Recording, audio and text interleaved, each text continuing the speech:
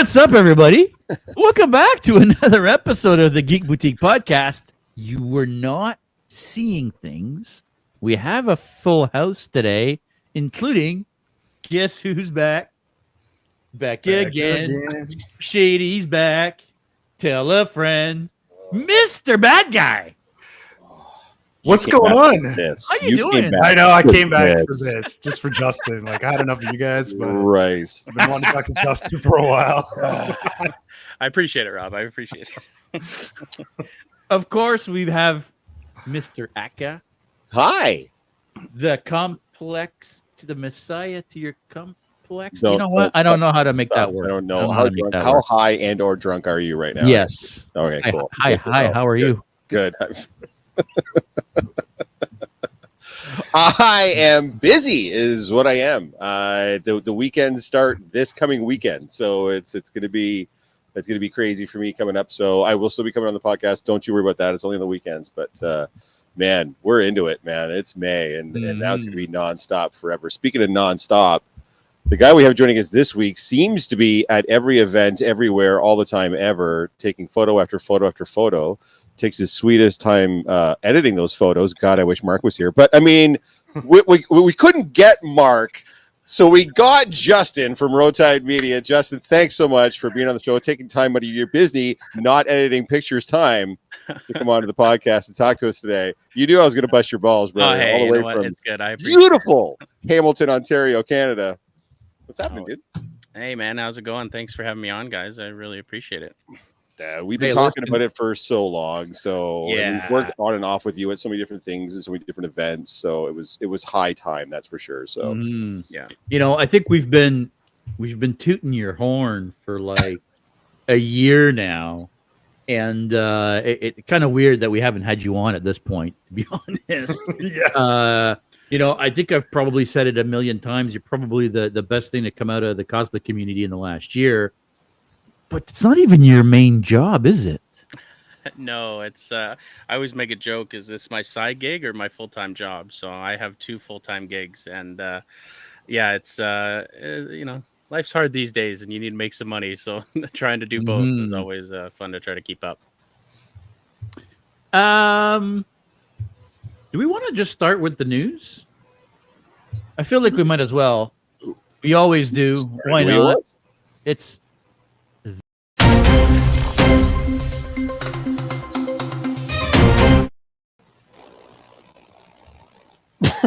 what was this? What are you doing? You're fucking up the whole flow. Just point to Jeff. It's the news brought to you by the Geeks and Company. Roll Tide. Here we are for the news, guys. I'm gonna leave the top one on the news thing until next. We're gonna come back to that because that's probably the biggest piece of geek news that's come out recently. But can I just point out before you get started? Sure. I did not know that any of these things had happened other than the first one on the list, which obviously I think the whole world knows now. Have you been like in a cave on Mars with your eyes shut and your fingers in your ears? I've just been so busy. I didn't know any of this happened. And when I saw your list, I was like, oh, fuck. I was like, I got to go look some of these up. So leading off, especially if Editor Megan is out there watching and Richard and some of the other fans of Fallout, whether you're a fan of the video game or the show has already been renewed for a third season ahead of the second season debut. So weird. I mean, the first season went over very, very, very well. And I think it was a bit of a surprise hit for a lot of people, even though they clearly spent some money on it. And it has a pretty, I don't want to say it's a niche fan base, but it's a pretty, what's the word I'm looking for? Like very passionate fan base out there. So, but the normies came out for it too. So anyways, apparently the first season went so well, and the second season looks like it's gone well enough in the shooting phase that they've already said that there's going to be a third season before they've even debuted the second. Good for them. If you're a fan of the show, you're going to have at least 3 seasons of Fallout coming up. And like I said, I know a few people that are big fans of the show. So I think that's awesome news. What the show did right was that it actually captured the fans of the franchise, where so many shows and movies put something out that the fans of the franchise hate because they want to reinvent it and they want to do something new. But these guys, they really hit it, and people are loving it. So, which is funny that you're saying that because I didn't play the game, so I came into it completely unfamiliar with the property, and I still enjoyed it. I thought, I'm not going to lie to you, I thought it was maybe a little bit overhyped based on what we got, but you could still tell the production values are really, really high. Walton Goggins is a revelation, and I mean, I've loved him in everything I've seen him in. If you haven't seen a chance, if you haven't watched Justified, it's like peak Walton Goggins. He's incredible on that show. But regardless, yeah, check it out. Fallout 3 to follow season 2. Sam Jackson kill him in that? What's that? Doesn't Sam Jackson kill him in Justified? Sam Jackson? Oh no, sorry. I'm not thinking Justified. I'm thinking. No. Oh fuck! What's the name of that? Justified is Timothy Olyphant. Timothy Olyphant. I know. I got it mixed up with. Now I forget the name of that other movie. Anyway, sorry, I didn't mean. Well, Justified's a TV show. Are you okay? Are you all right? Do you smell burnt toast? Like, are you fine? I do a little bit. We were watching. Some of us were watching this before it came out, but a teaser trailer dropped for Spider Noir, starring Nick Cage. So, for those of you unfamiliar, it is the character drawn directly from the Spider-Verse films, in particular the first movie, Into the Spider-Verse. I think you see the character briefly in Across, but the character doesn't feature in Across. It only features in the first one. But it was talked about shortly after the first film came out that they were going to do a live-action version of this character with Nicolas Cage, who voiced the character in Into the Spider-Verse, playing Spider Noir, which is like a hard-boiled detective style, black and white 1940s. The detective noir story. Yeah. So that's the nature of. He's got the trench coat, he's got the hat, but he's also got the mask and the eyes and everything else. So if you get a chance, now the character's under a mask the whole time. So I don't know how much of Nick Cage is physically going to be in this film, as opposed to like if it's going to be like a Mandalorian season 3 thing where he's just mainly just doing the voice and a whole bunch of other people are going to be like in the suit type thing. I can't imagine he's going to be doing a lot of like the stunting around and fighting and stuff because he's not a young man anymore. But I think if you're going to bring him de-aged in this too. Yeah, so we'll see what that looks like. The trailer looks cool. We were talking earlier before we went live. I definitely got some Sin City vibes off it. Rob, what were you saying? What were the vibes you were getting off it? The vibe I was getting, like the movie aside, it looks like an interesting movie, but it's one of those movies where when you go and see it in the theater, it's going to be very dark. Like obviously it's a noir film, but it's very dark. Yeah. So, and I don't really enjoy when the lighting is that dark. And you can't see shit. You can't see shit, right? So, the guy with a xenomorph on his arm, but what did you? JS, but the lighting is another great. thing though. Like, what was the thing you compared it to, JS? I'm getting like that Dick Tracy. That's what it was. Noir. Yeah. Him against the world. Type of it's not just going to be a mystery. There's going to be like a twist, and you know what I mean. Like I'm getting that kind of a vibe out of that, which again I don't hate. I also love what they seem to have done with like when you see the people's face. The movie looks mostly animated. I'm not going to lie. It's not until you actually see people's faces that you realize, oh, wait a second, this is live action. But even their faces are heavily edited to look almost like a comic book. And I kind of like that style. And I think that's why it's giving me such hard Sin City vibes, because they did the exact same thing with all the prosthetics they put on everybody for that and everything. Excuse me. I don't know. I just like that it's obviously like a completely different take on anything to do with Spider-Man. Like it couldn't be any different from anything else that's coming out Spider-Man related. So I'm kind of excited from that standpoint anyway, and how they're going to do that. Speaking of trailers, the Ironheart trailer dropped. Now, a couple things to note about Ironheart. This TV show, so the character made her debut live action in Wakanda Forever, Black Panther 2. And that led to her getting her own TV show. Most of this show was filmed way back 3 years ago in 2022.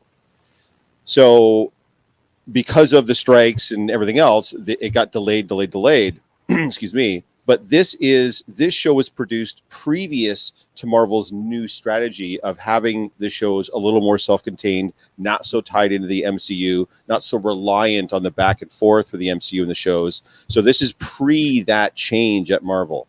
So people are a little, I don't want to say hesitant about this one. This one and Wonder Man, which has just been announced as when it's getting its debut this year.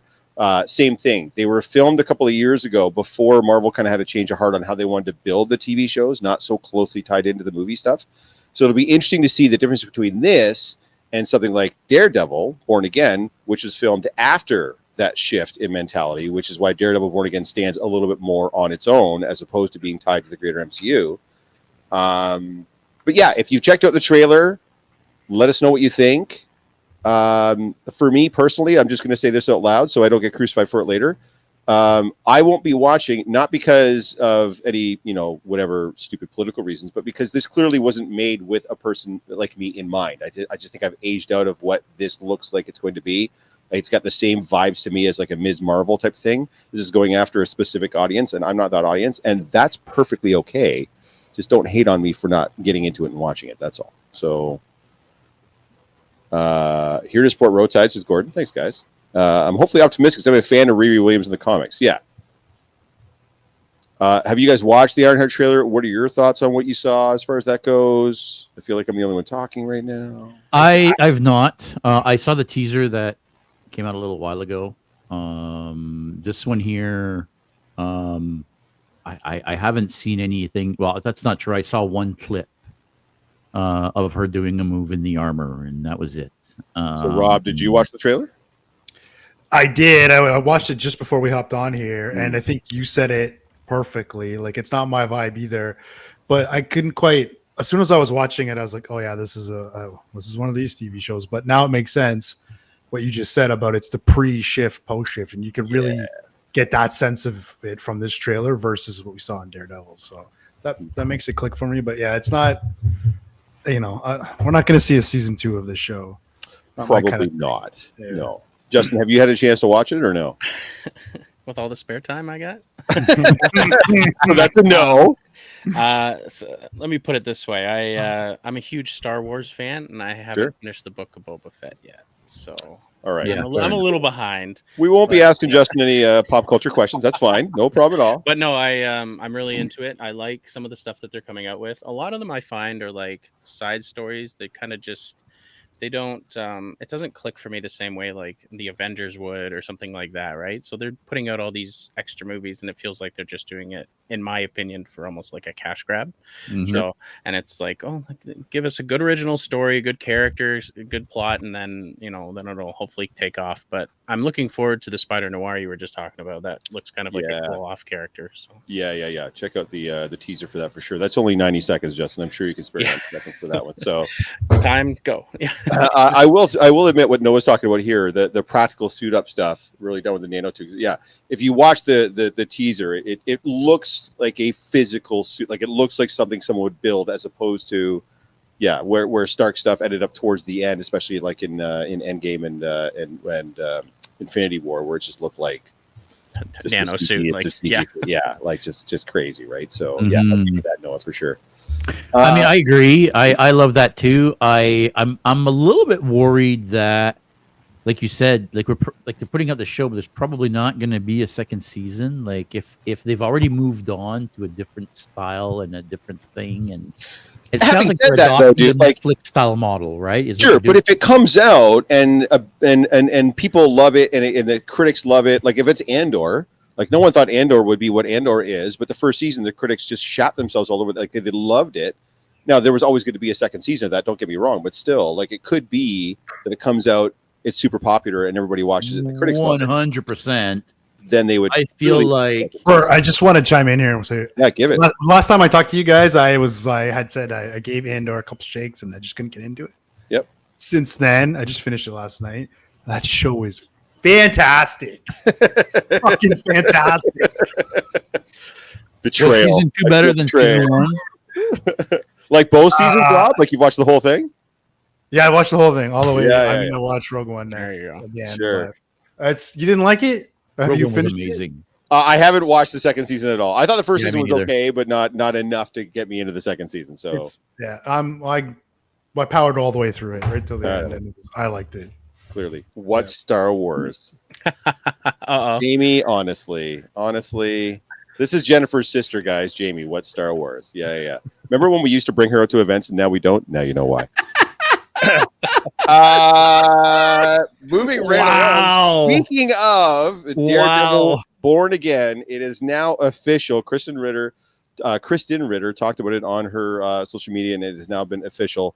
Jessica Jones, the character of Jessica Jones, who's played by Kristen Ritter way back in the Netflix days of Marvel, is coming back for season 2 of Daredevil Born Again. So if you're a big Jessica Jones, Kristen Ritter fan, you're going to get to see more of that character. She put a brilliant little picture up on her Instagram stories of the jacket, the leather jacket that she wore. Well, all three of you will be super stoked.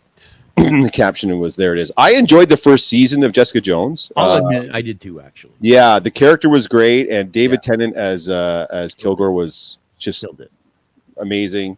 Yeah. Yeah, it did kind of fall off for me, but most of the Netflix shows kind of fell off for me after the first. I thought all of them had a pretty good first season, and they all kind of got progressive. Yeah, that's fair. That's fair. Excuse me. But for those fans of that character, and for the people that are already watching Daredevil Born Again, it would be nice to have one of the other Netflix people on that show. If you're a fan of that character, you want to see more of that. Andre says, "See my boy Coulter now." I mean, I remember reading somewhere that he's kind of done with Disney and those guys.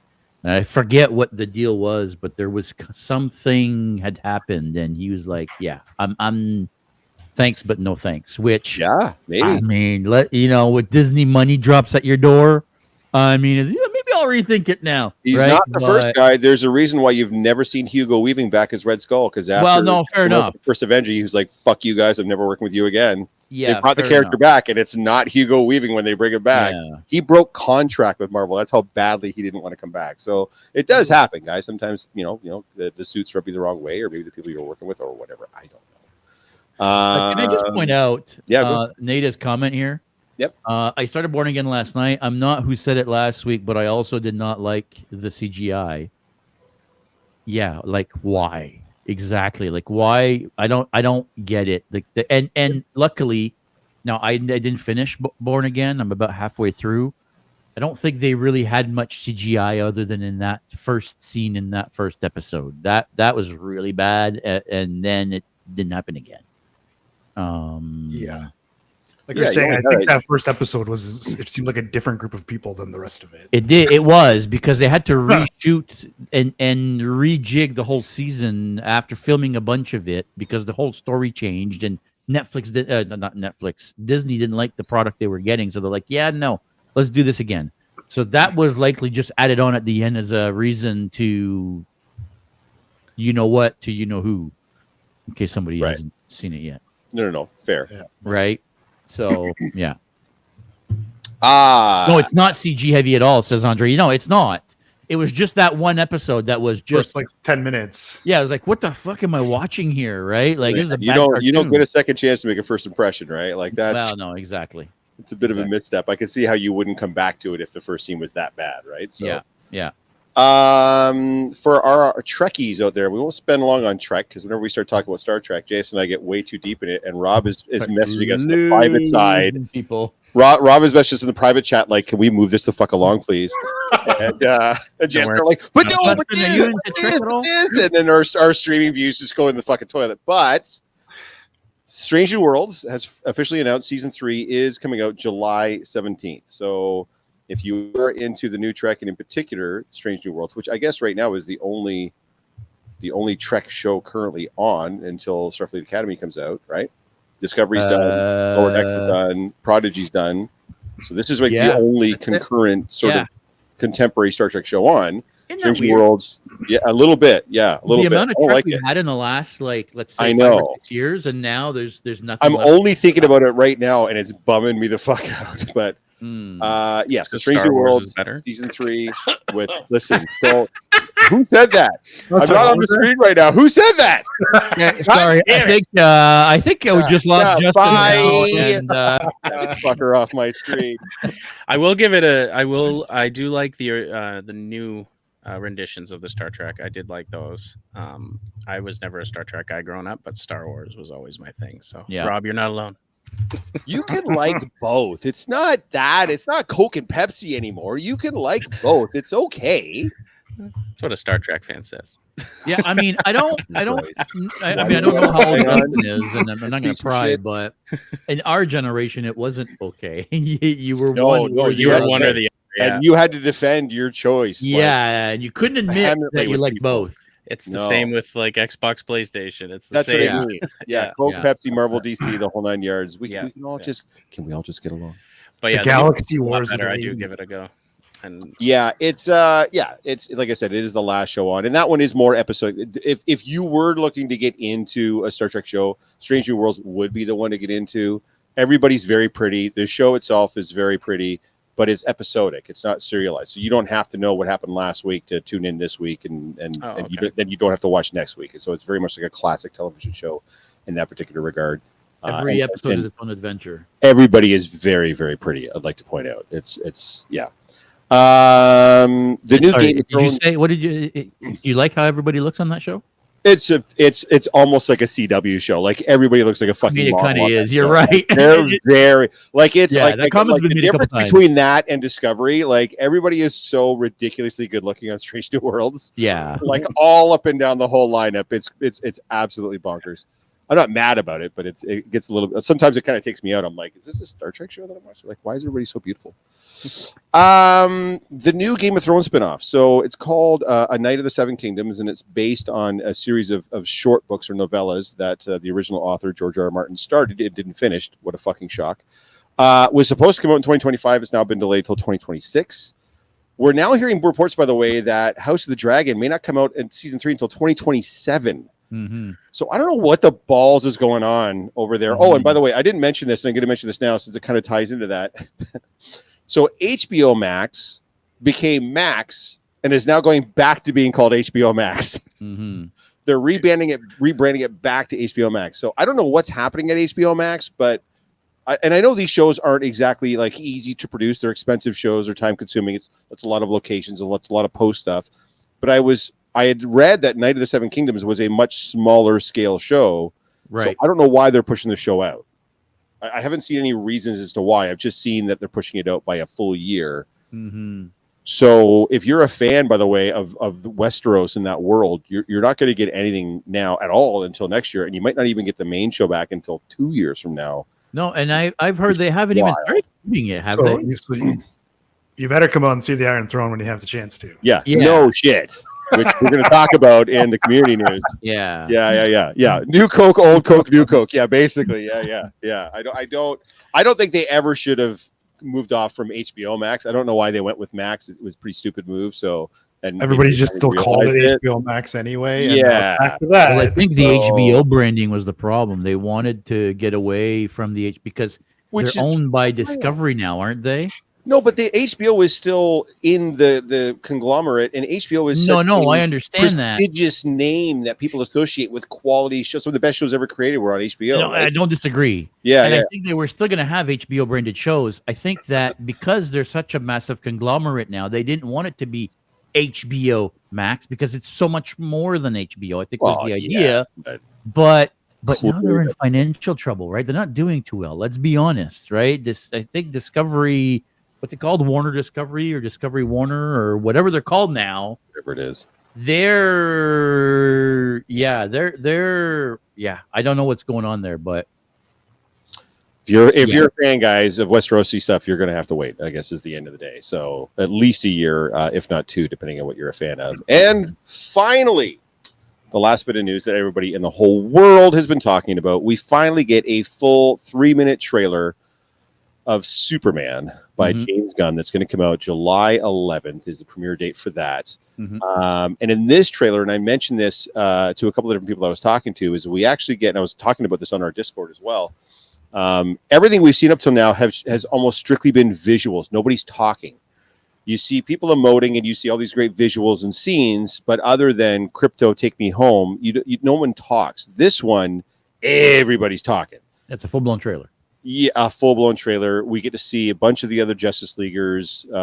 We get some Easter eggs here for some deep cuts for some of the DC guys. But for those of you that have seen the new trailer, I'm interested in your first impressions. What do you guys think? Are you hopeful? Did it change your mind about what we're going to be seeing, or did it just reinforce what you thought we were already getting?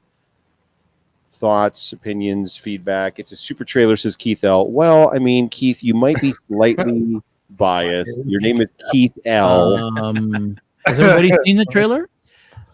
I have watched it. Yes, I've only watched it once. Justin, have you seen it? Rewatched it yet, I am a huge Superman fan. So yes, so you've seen the trailer. Yeah, Superman is my number one DC, no matter what. I've been kind of reluctant to like the Zack Snyder versions of some of those things, but I do like the trailers that they've come from this new James Gunn one. I think are really good. I like the way they're going with it. I'm concerned, but also happy that they're taking a different approach.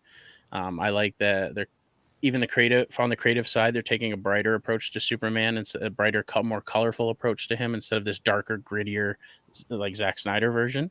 So I did see the trailer. I have my qualms about it, but I also do really like kind of some of the direction they're going with it. They do have a lot of villains or other characters in it, which I'm concerned about considering Spider-Man 3. That was going to be my point. But other than that, I think I like the way that he's taking it. I like the director, and I think they did a good job casting Superman. So we'll see how it turns out. Hopefully it's good. Gentlemen, I agree with everything he just said. Mm-hmm. It visually looks great. Well, we knew it looked great, but it also wasn't going to be Henry Cavill. Yeah, I know.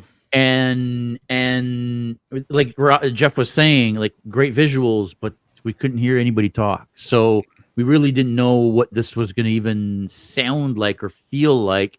We know how it feels. And I'm not upset. Like it seems genuine, if that makes any sense. Like I was worried he was going to come across a little bit Returns. What's his name again? Yeah, Brandon Routh? Brandon, yeah. Brendan Routh.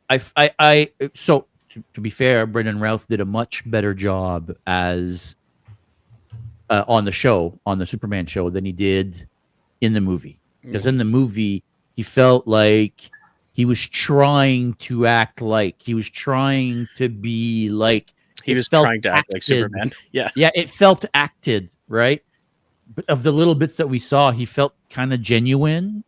And I am, however, worried about the amount of stuff going on and the amount of superheroes and villains and that big kaiju and Lex and whoever that other villain thing is. And like it's like at one point it's like, okay, like I get it. Like you're trying to develop this character, so there's probably going to be a lot happening at one point until you get to the actual story. But like, are we expecting a new introduction to Superman, or is this going to be a quick introduction? Lots of stuff happening, and then we're going to get a new story, a couple years, 10 years into being Superman. Is that what we're getting? I don't know. It kind of like feels 5 years into Superman, is it not? Yeah, it kind of maybe feels like something like so. I don't know. So I don't want to. The only villain in my story is Justin. Says no. We're going to talk about when we start talking about Justin, but there's a nice little friendly rivalry amongst the photographers in the region there, and some of the back and forth that we've had, especially after the recent shoot we did, has been glorious. So Mark coming in hot there, that's great. I get what you guys are saying. I think the key here is that they're dropping us into an already existing universe. Superman already exists. Superheroes already exists. Yeah. It looks like it is Justice League. So it seems like there's a lot of heroes, but they are kind of like all on the same team. And there are some Easter eggs to give you an indication who is funding that team and who's kind of put that team together. Really? Yeah. It's in the trailer. You can see it. There's a lot of things that say Lord Tech on them. So Maxwell Lord appears to be the guy running Justice League at that point. Somehow. Well, maybe not in person, but. And then, by the way, guys, some of this stuff too. You see some of these Easter eggs in the which I haven't mentioned yet, which I probably should have mentioned before. But the season 2 trailer for Peacemaker also has Nathan Fillion's Guy Gardner in it, along with some of the other people that you saw in the Superman trailer. Including Maxwell Lord, by the way, is in the Peacemaker 2 trailer, and you see who's playing Maxwell Lord in that trailer. So, which is Sean Gunn, his brother. So, who seems to play almost everything whenever it comes down to it for him. So, so we'll see what happens. I agree with you guys. It seems very, very, very busy, and it seems like there's a lot of going on. And I kind of appreciate the fact that they're not going through his origin again. Everybody knows he's the last son of Krypton. His planet blew up. His dad, blah, blah, blah. Like, we all know all this shit, right? It's so the Spider-Man the thing. same with Batman, Spider-Man with Spider-Man. We don't need another fucking origin story. Just get on with it. It looks like he's getting on with it. We'll see what happens. We're hopeful. That's the news, guys. If you've got news items that you guys want to talk about, either today, throw it in the chat, or in the future, message one of us, let us know. We're happy to discuss it. But that's it for the news, which leads us to what again? Community news. Never get I was kind of hoping I'd be gone long enough that you would replace this segment, but Nope. We have to have that. I'll be right back. I need a fresh beer. Oh, well, there you go. I think you guys mentioned it a couple weeks ago about the sound effects for the segments, and I love it. It's a perfect touch. Yeah. Community news. Replace this segment. Are you out of your fucking mind? So we're gonna do something a little bit different here. I don't know what's going on in the community right now. Sponsored by Twin Sons Brewing. Oh, you're both drinking it. Oh, geez, I gotta grab mine. There you go. It's By the way, I just want to say, okay, I've not been a beer drinker for many years. I've been mostly a liquor drinker for a long time, and this stuff is so easy drinking, and the lemon flavor. They added lemon juice to it this year, guys. If you didn't get a chance to try this, I think we said it last week, but not only does this have lemon zest, but they added lemon juice, and yeah, it gave it a little more depth of flavor. Anyway, we're tromping all over Rob. Anyway, sorry. Fucking beer. Let's do a beer review right in the middle of community news. Okay, we're gonna play a little game with the upcoming events here. We're gonna play the game. The game's called "Which Events Is Rotide Gonna Be At?" God, fuck, I wish I had a little intro for that. Roll Tide. Rotide. Okay. Roll Tide. Roll Tide. First one. I'm gonna guess no, but there is a small Compass Con taking place this Saturday in Bowmanville on Saturday. Oh, really? 17th. There is at the I didn't know that. Rickards, the Recreation Center. Is Rotide going to be there? Unfortunately not. However, Compass Con has been very, very generous with me. Scott and them over there are fantastic. I love their events. They're nice and small, but they're good community around them. So highly recommend going to check one out if you haven't already. Yeah, you were just at one a couple weeks ago. Yeah, the right? Lease Side stuff. Yeah, we'll be seeing some photos coming out of that soon too. So man's gonna have to take his shoes off for this game. Yep, no shit, man. Your fingers will not be enough. You're gonna need some toes on this one. We're only gonna go to like mid-June, okay? True. Next weekend, big one coming up next weekend. Anime North, May 23rd to 25th. The Geeks and Co will not be there. Will Rotide be there? all 3 days, Friday, Saturday, and Sunday. Yes. Nice. If I'm not mistaken, you're looking for bookings too for that one, yeah? We're almost full, but I do have a couple spots left. So if anybody still wants to book a shoot, there's me and plenty other great photographers that are coming. So don't want to share the load, but at the same time, I will be there. Yeah, if you get a chance to shoot with Justin, you absolutely should. I cannot recommend it enough. I've done it a few times now, and he's fantastic to work with. So, which I think we're going to show you guys here in a little while, but yeah, we're going to take one. Yeah, there we go. Yeah, there we go. More information. Photo shoot booking. You said you've got a couple of little spots left. Yeah. We're shooting all day, all 3 days. So I got a couple of bookings each day that can probably be filled in. But yeah, it'll be a good fun time. Always is. Where do you shoot at that venue? Since that venue is so ridiculously huge, so many people are outside. Like where do you find a spot? So last year we shot everything. This Anime North's a parking lot con, I call it. Essentially, all the cosplayers are outside. If it's a nice out, everyone's hanging it outside. So I used to shoot last year right outside the building, and we'd find an area where we can get a nice backdrop and stuff. This year, I'm probably going to be going across the street. There's an abandoned parking garage there, which I'll be going to. Nice. So a little bit more controlled lighting. If it rains or drizzles, at least then I have some protection for the cosplayers and myself. Yep. But I'm going to be mostly shooting around there. So it all depends on what my clients want. That's what I'm going to be shooting. So. Going back a little bit, King Geeks Games and Collectibles, we're raffling off a PS5 at that Compass Con Bowmanville show, guys. So if you're looking for a PS5 raffle, that's pretty dope.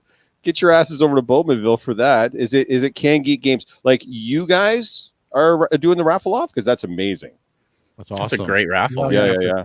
I think we need to go to Bowmanville. Yeah. Where the Yeah. hell Bowmanville is? I'm going to be It's only shooting. like That's it's great. all of 10 minutes away, right? Oh Yeah, shit! yeah. Go, yeah, get in the raffle for sure.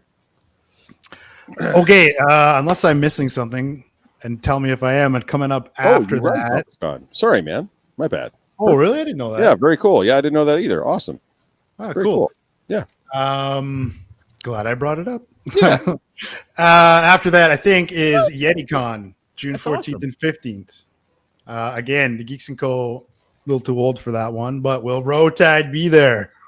4 days this year. Last year we 4 went days. 2. We had a great time. It's a 4-day event. I It's thought a it was only weekend 2 days. event, so I'm going to be there Friday, Saturday, Sunday, and Monday. So it's Wow. a weekend con, but it's like a party con. There's Yeah, I everybody's know at that. the village. Tasting Everybody con. has a good time. Yeah. Yeah. I might be doing something special for that one. I haven't decided yet, but stay tuned for sure for anything special from YetiCon. So, But you are looking for bookings for Yeti I as am well, looking yes? for bookings from Yeti. Usually, I wait to push it until after Anime North, just because of everyone's already Sure. this weekend. But my bookings are up. If anybody wants to book with me for YetiCon, feel free. There's we do normal cosplay shoots, and then we do poolside shoots as well. A lot of stuff. There's a lot of pools around in the village there, so Yep.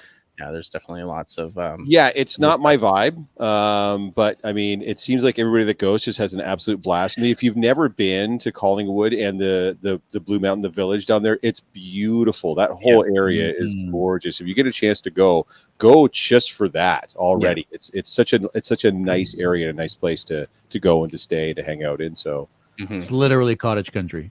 yeah, really, yeah. And Yep. it's beautiful in the summer. It's nice. It's great place Yep, to be yep, yep. hanging out. Yep. It's one of my favorite cons of the year, YetiCon and Boy. Anime North. Yep. Speaking of beautiful places to go, after your wonderful review of the Bruce County Comic Con, I'm going to be heading up to there. We booked the Airbnb and we're going to go tour the area. So nice. So nice. It's such beautiful country up there. Make sure Outlaw. I know you're not a beer guy, but the pizza at Outlaw Brewing is fucking phenomenal. But there's a seaside bakery that's right across the road. That bakery, brother, will change your life. It's everything in there is amazing. I gained 30 pounds just walking to the door, dude. Trust me on this. It's Be amazing. sure to hit that up when I'm there. Yeah, dude. Nice. Okay, what's coming up after that? So here's another one that I know some of the Geeks and Co. are going to be at. I was actually supposed to go to this, but I have to drop out of it. But a bunch of other people will be there. The Awesome Toy Show, June 21st. That's where you're going to be able to see the Iron Throne. Still going to take it there. JS and some of the crew will be there. And my question over to Justin is, will he be there?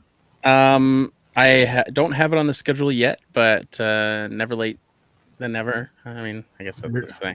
Yeah, You're allowed a weekend better late off. than never. Yeah, exactly. So, yeah, I think that weekend I might have something else, but you never know. No pressure. Check it no out. pressure. It hasn't stopped me before. Yeah. But yeah, which place are you talking? Are you talking about Collingwood? Are you talking about the Scandinav spa? Because that spa is the tits. That spa is so great. And yes, you will love Southampton. That's where that Bruce County one is, and it's Southampton. It's absolutely beautiful. So Awesome Toy Show is a great little one-day fun little con, one, and they've been pushing a lot for cosplayers, and they have their own little cosplay contest. And Wing, who runs Awesome Toy Show, goes to all the other shows, right? He always knows people at a booth at another show. Yep. He'll put his banner up, and you'll help them out for the day. So you'll see him at all the shows. But this one's his, and it's a fun little con to go at. And we were there. We couldn't go last year. We were there 2 years ago. Yeah. Or was it last year? The one cosplay contest we entered and got our asses spanked by Kiyoshi. Kiyoshi. Thank you. Which, to be honest, was dope as fuck. Rightfully earned. She was doing her jinx and she had her minigun and the whole deal, and it was like, holy fuck, yeah, that was awesome. Was Kirby telling that us- show?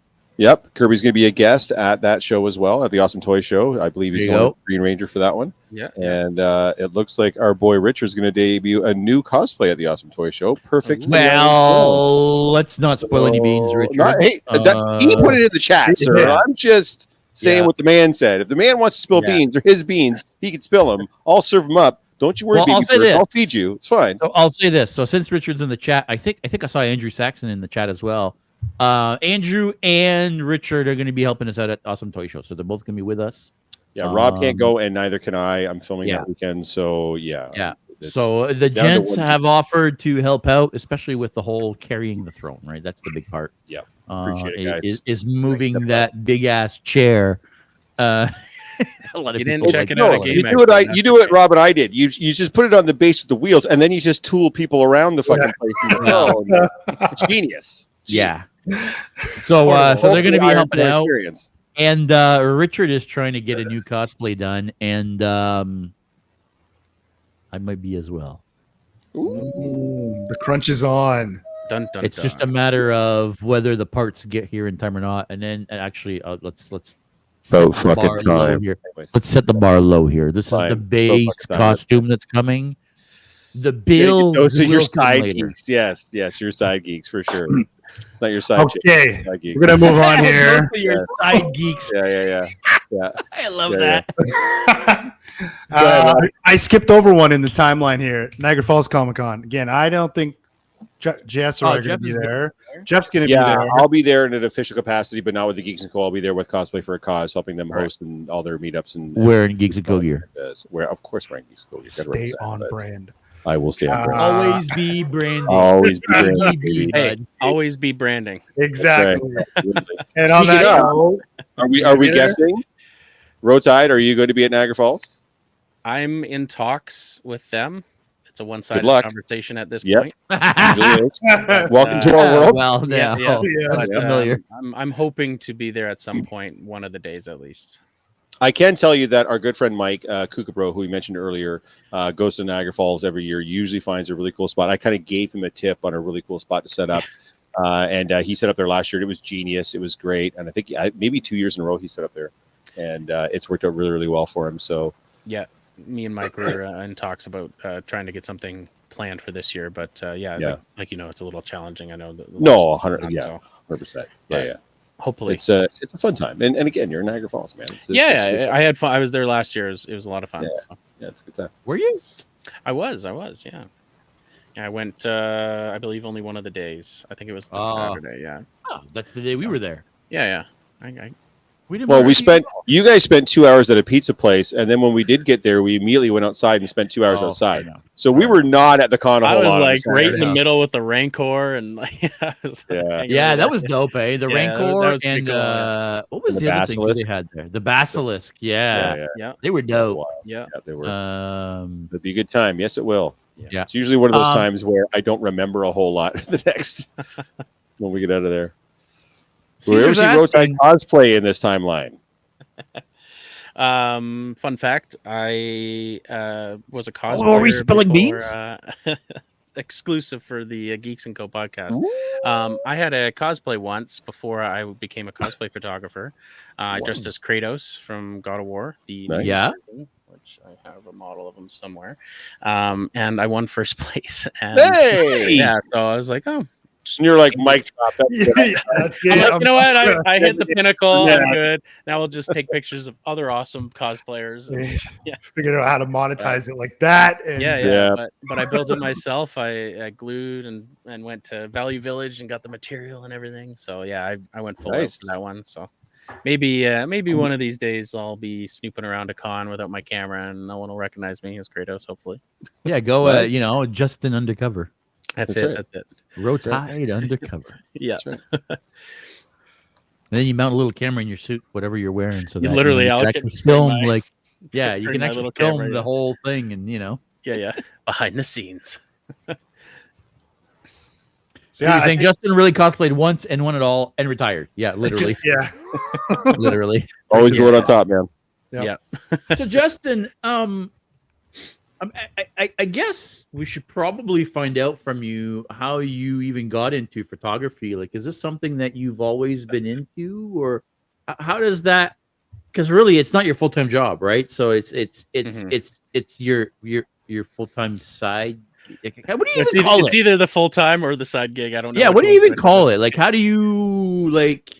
I just I guess like uh, I kind of started out back a couple of years back in 2009 or 10, and I was shooting like my brother's high school football games and doing like I started doing some weddings and stuff like that. And it was kind of my creative itch because I went to school for all this kind of stuff. So Oh, okay. um, so kind of that's how it started. And then as life progressed and I moved out to Toronto and I worked in the film industry for a few years and left there to come back to Hamilton and kind of grow from here. I needed that creative itch to be scratched. So, working at my other full time gig allowed me to feel better about myself and financially support myself.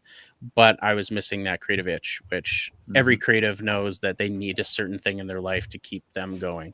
So, for me, going through those years and understanding more about myself and what I needed to continue.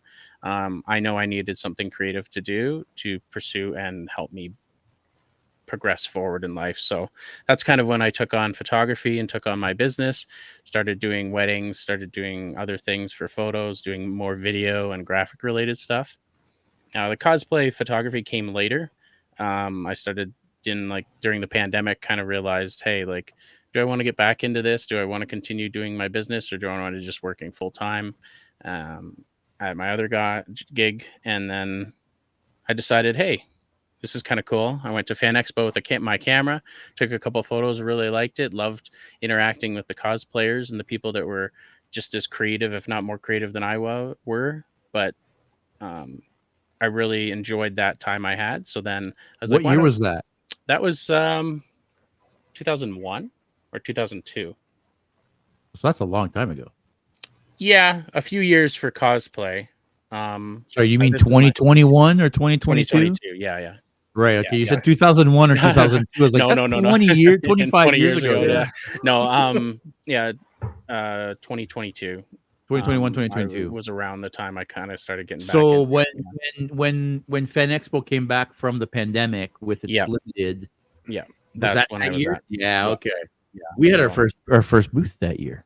oh, very nice, very Yeah, nice. that's Yeah, the year we had our first booth at the show. yeah. It was a little bit smaller when it first came back, but then Mhm. obviously the last few years is just back to where Fan Expo was before. So, um, and I went as a fan before because I'm also kind of a geek, if you want to call it that way. But I do love my specific kind of things. But yeah, that's kind of where I started back into photography was with starting at Fan Expo, and then from there, people started messaging me, wanting their photos, wanting to see more, and then me as just like a photographer prior, I changed my things up, got some new equipment that was not outdated, and yeah, really kind of shifted into the cosplay scene, and it just kind of grew from there. Oh, sorry. Jeff just turned the light on and his whole face glowed like it was like I'm looking at. ta-da! Yeah, no, I think in anticipation of this, Justin and I did a shoot recently with a bunch of really talented photographers and cosplayers. We did Halo, Gears of War, and The Last of Us, and Justin dropped The Last of Us photos to us today, right before. I guess not right before, but earlier today. So I was just going through some of those, and yeah, Yeah. the lighting that we had for some of those is pretty wild. So yeah, if you're seeing a bunch of different things lighting up my face, that's why. Because yeah, things got pretty crazy down there. Yeah, Yeah, we that saw was some of Mark's photos. Yeah.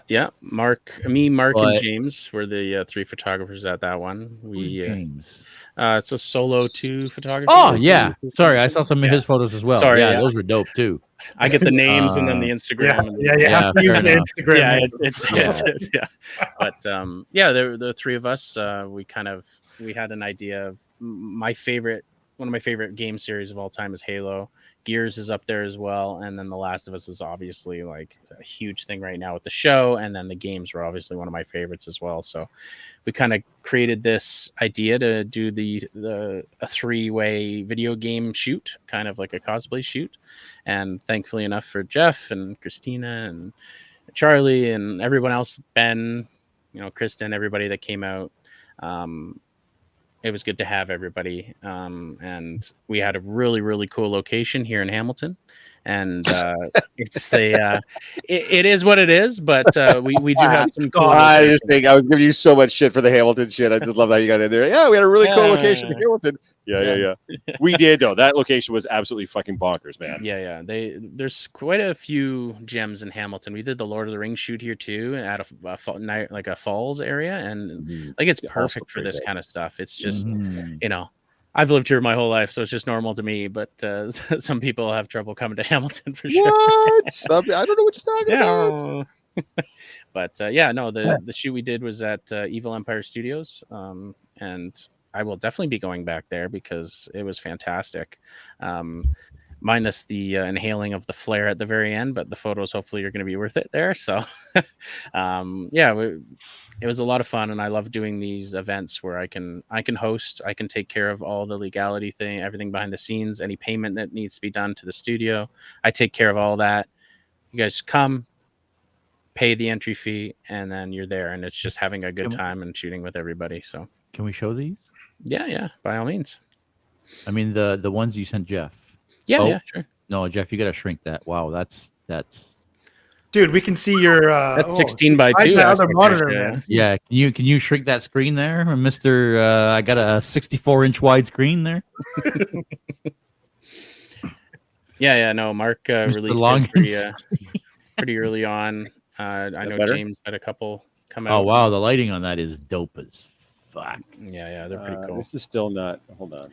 You know, I gotta say, and I feel like, I mean, I think this goes without saying, right? I mean, being able to do photography is one thing, but being able to back that up with good editing is a completely different skill. That I feel like you for the style that today's cosplayers like to see, you've kind of cracked the code. I feel like, and the first time we officially met you was that Last of Us shoot that we did 2 years ago. The first time, I think that was the first time we actually said hi and communicated to each other. I think we met prior, but like the Last of Us shoot that was unfortunately on the worst day to go to Toronto.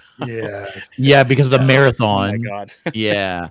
And I just want to point out that so we were there and Andrew taking pics. Yeah, Andrew taking photos. Andrew taking photos. And he was there. So you guys were stuck in traffic. So he was there, and we took some pics with him, and that was all cool. We only got to spend all of half an hour maybe with you before me and Rob had to take off. Yeah. I know Christina and the girls stayed for a while, but we were only able to stay there for about half an hour.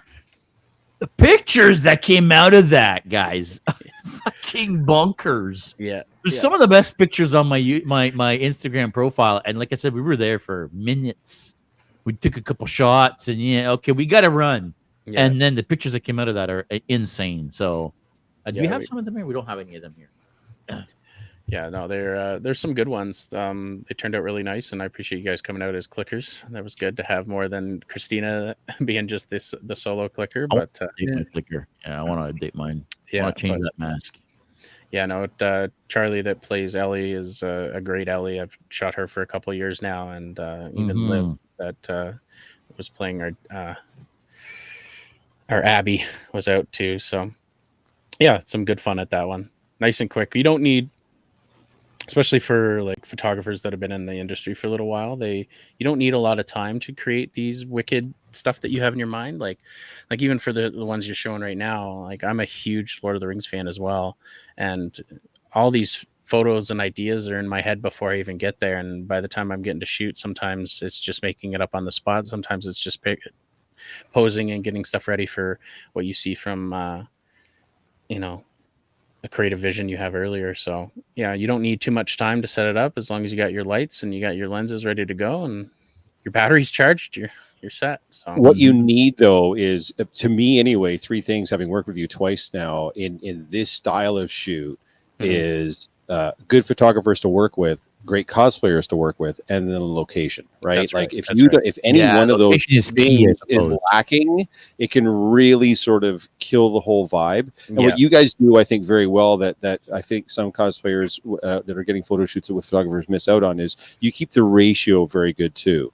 So there's enough photographers versus cosplayers to go around that it's not just 30 people show up, there's one photographer, and then everybody wants solos or paired shots, and then everybody's sitting around waiting most of the time doing nothing, and then people get antsy and people get loud and people get whatever. Yeah. For these shoots, this one and The Last of Us in particular, we never stopped. Everybody was doing shit all the time. There was never a time where you weren't working with somebody making beautiful art together, and that's that's why we're out there doing that shit, right? So yeah, those 3 hours really fly by when you get holy mackerel. It felt like 20 minutes. Yeah. But yeah, no, I learned very early on when I did my first hosting gig here. We did a cyberpunk shoot, and the ratio was a little off. And I always try to look at it from multiple perspectives. I don't like doing it just from a photographer's perspective. I go, well, like, if I was a cosplayer, what would I want here too? Right. So as a cosplayer, I want to you pay for your entry fee. You come in, you're getting shots from me, from other photographers. So it's essentially like you're getting a private shoot with multiple different photographers, and that's a huge benefit, especially when you're doing a themed event. So like even for our Last of Us stuff or our Lord of the Rings stuff, it's such a benefit to have other talented photographers come. You have Mark, Paul, James, Andrew, anybody else that's come out and worked with me in the past. I know all of them. I love all of their work. Everyone has a different kind of style, which I think is also beneficial for the cosplayer. And you come out and get photos with all of us or a couple of us. And then you get someone that makes all their own shit and is a professionally trained model, and then you're just like, what the fuck am I even doing here, man? Like, I feel like such an idiot. Every time Megan came out her Galadriel, I'm just like, yeah, cool. You mean to fluff your cape, miss? Like, what am I bothering here for? What am I doing? Yeah. You say that, Jeff, but I'll say this, and I feel like this applies to photography as much as it does to when you're making a cosplay. When you're able to catch the eye in one aspect, you've sold the look. The rest doesn't need to be perfect to sell the look, right? So you're saying that, and Megan shows up, and you're like, "What am I doing here? I look like an idiot," but you don't. No, you look great. I'm pretty sure I do, but that's fine. No, but, it's okay. But you don't. Sometimes you need an idiot, and I'm willing to be that idiot. Guys, you need an idiot at your shoot or at your show. Trust me, I'm good with being the idiot. I'm fine with that. Idiot for hire, is that it? Idiot for hire. I'll even work for food, man. I don't care. I'm fine with that. I love being an idiot. It's one of my skills. I don't have to bring any opportunity to show those off. Yeah. No. I wouldn't say that if that was someone I didn't know, but because I know Megan so well and because of seeing her journey, come through, especially, making all her stuff, because that's what Megan does for a living. Like, she makes fantasy-based clothing or fantasy-inspired clothing. That's her job, right? She's self-employed. She's an entrepreneur. So, and she's doing very well at it too. So it's nice to see that happen for her on that kind of level. And then we get to do goofy shit like this, right? This is hilarious because you folks may not realize that a lot of this is actual practical props, specifically the freaking tube. Yeah, the tube, the bananas. The best thing about this is I know Nintendo is very strict, but a lot of the things in the industry are very strict when it involves their actual brand name and their logos and anything to do with design. So this photo is 100% legit me. The Mario Kart logo is the name is my font. It's not anyone else's. Nothing's taken. The flag is mine, recreated. The pole doesn't even exist. I made that myself. The card itself's an image, but then you manipulate the M, so it's not their M, so they can't pin it saying oh, that's our property. No, it's not. I made it. So that's the way you get a workaround with Nintendo stuff, especially. So JS is very, very familiar. JS designed the label for Twin Suns, and nothing on there is original property of. Right? That's all stuff that JS made. They come right after you. Yeah. Oh yeah, 100%. Even the drawing of Tatooine. Yeah, I drew. So I took a picture. Yeah. And then I redrew kind of what the picture looked like so that they can't say, hey, you took a screenshot from the movie and you turned it. No, I didn't. Yeah. I drew that, right? Yeah. Just to make sure there was no fucking about. Yeah. Because originally we talked about calling it Twin Sons of Tatooine. We're like, we're gonna get fucking sued. We're gonna get sued. We'll just chop off and just call it Twin Sons. Yeah, exactly. Yeah. Now it's called Tatooine. Tatooine, Twin Sons of Tatooine. Yeah, that'll be fun. So you were at Game Expo. I mean, for those that didn't know, you were at Game Expo and you took a ton of pictures, and you do this at a couple different shows where you'll take free pictures, and people can just come, and if they come to the show's hired you, and you take pictures and you give them to everybody, and Yep. everybody gets to post them on their Instagrams, and they get to get professional shots with, Yeah.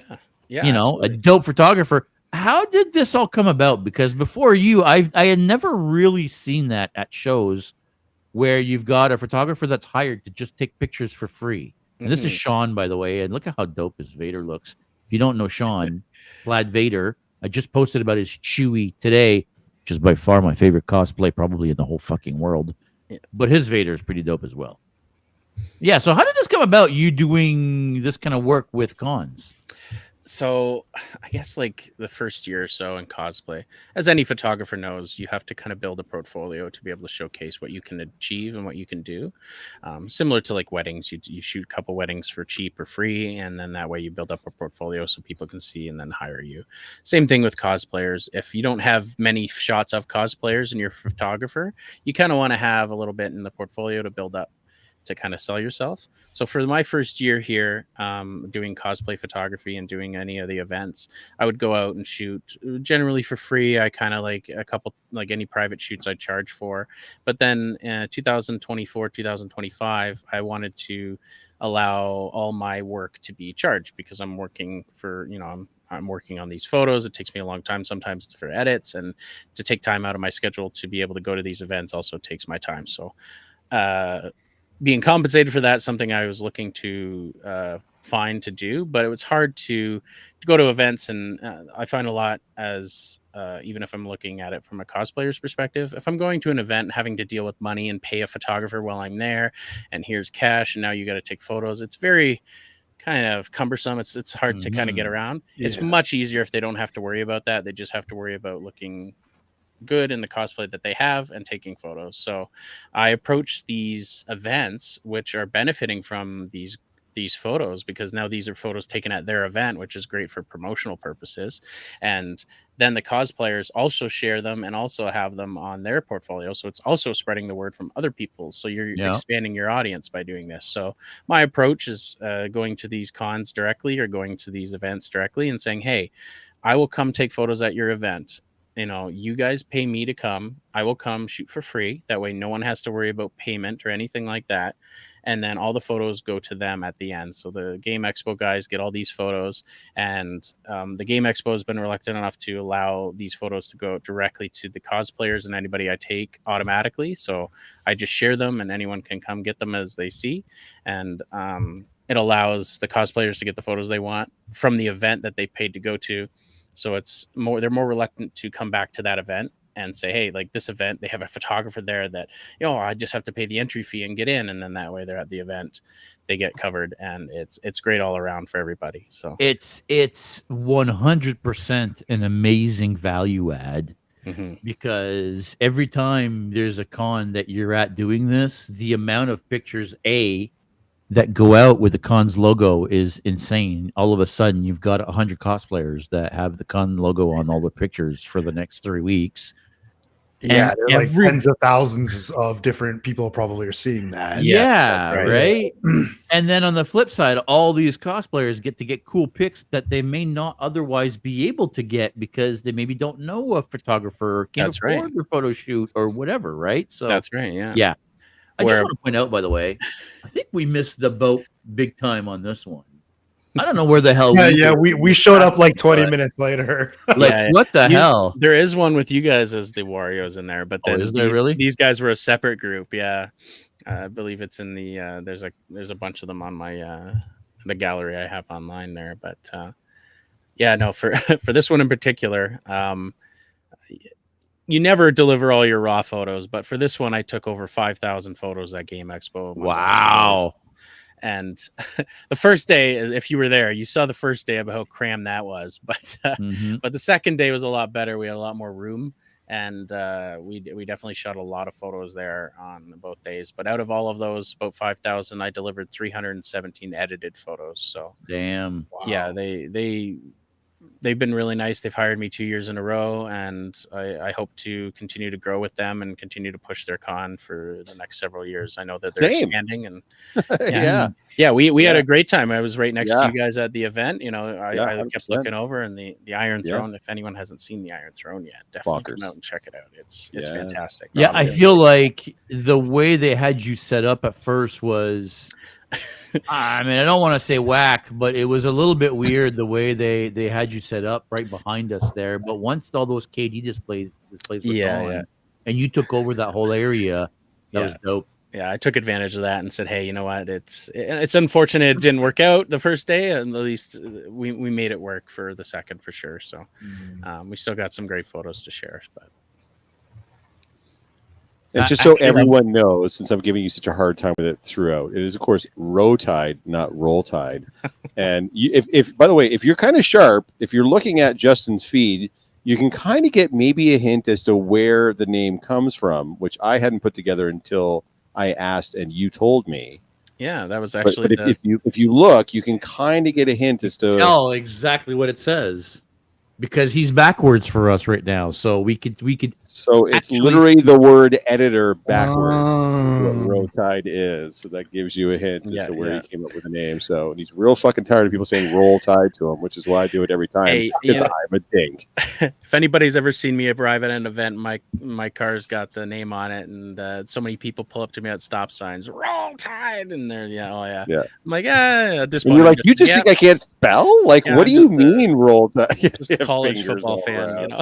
So, yeah. I think we just blew Victoria's mind. Literally. No, people don't see it until you tell them, and now they'll never unsee it. Yeah, editor backwards. I'm a video editor by trade, and that's where the name came from. My had family help me out, figure that one out, and editor backwards, Rotide. Yep. What's the goal, Justin? We talk about it with cosplayers all the time. We talk about it when we talk about like community booths and such. So, is there sort of like a silver ring or a white? Like, what would you envision for Rotide Media ultimately? Like, where would you like to ultimately end up in this particular hobby or field? Would you like to be able to do this full time and make this your living? Or is it always going to just kind of be a side hustle? I think for me, it's not just work for me. That's why I think I'm able to do both and work as much as I do, is the fact that I love doing what I do for my business, Rotide Media. I think the end goal for me is to be able to have more time to be creative and to create, and allow my work to be seen and done with more people. I want to continually expand. I'm expanding to different levels of photography, different angles, and different styles. So I'm always looking to improve and grow and be able to shoot with as many people as I can. Meeting people along the way is also something I love doing. I've made so many new friends being able to shoot like this, and some I consider really close friends, you know. And I don't know if I want to be solely doing this full time, but I would love to expand it to a point where I don't have to necessarily worry about some other aspects of my life, and I can just worry about being creative and growing. That's cool. Yeah, I'd like to think that the cosplay community is a pretty cool group of people to be hanging out with. No, they're some of the nicest, best people I've ever met have been in this community.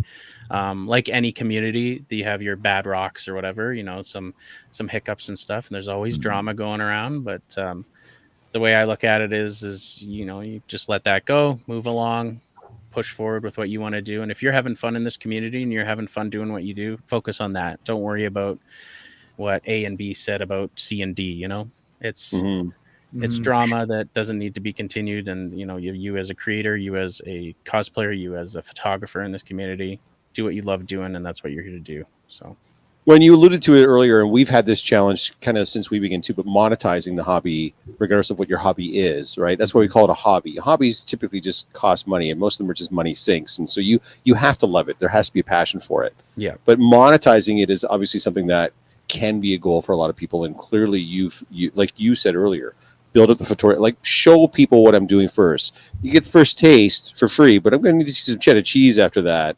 Mhm. So has that been a challenge for you as well? Kind of like what we've experienced. We found different ways to try to monetize, but it's difficult to get to that point where, especially when you're seeing it, there's so many people giving it away for free, and you're just like, Yeah. brother, like if like- we all decide that we should make a little bit of shake for our time and our efforts and the art that we're putting out there, then Mhm. we can all get better for it. But how Yeah. challenging have you found that in that community to try to monetize the hobby on top of that? How many pushbacks do you get from people being like, well, buddy over there is doing it for free, so why am I paying you $100? Yeah, it's actually a very interesting topic, and I kind of very side note quickly. I run a bunch of photography Instagram chat groups that we discuss stuff like this. We talk about other photography challenges and things that we have with many different photographers. So shout out to the group. And we've discussed this probably for a couple months now about others choosing to shoot for free where others are more paid. And I'm fine with you doing you. If you're a photographer that, you know, likes just doing it as a hobby and is going out to shoot for free, by all means go do that. I would highly recommend you charge for your time, because there are other people out there that I find that charge a lot of money for what they're doing, and sometimes that could be a deterrent for some cosplayers as well.